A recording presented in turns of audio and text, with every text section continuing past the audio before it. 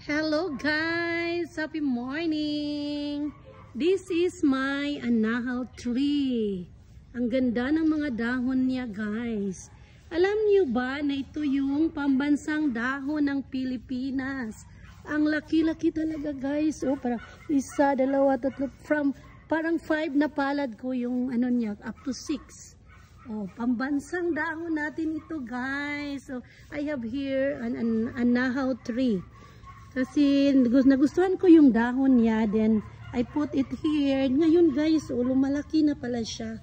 So, good yung kahoy daw niya. It's a good lumber also. Then alam niyo ba noon na itong dahon niya guys, ito yung ginagawang wrap ng mga food, ng mga ninono natin guys. Dito sa Pilipinas. So this is pambansang dahon ng Pilipinas. So, very nice guys siya guys.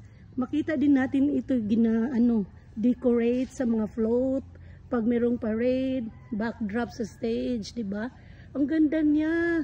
Tumataas na siya. Bonggang-bongga guys. Dito ko siya nilagay. Oh. Look, very beautiful. So, this is also yung sign daw ito ng victory. Oh, 'di ba nanalo ang Pilipinas? Ito guys, ang ganda.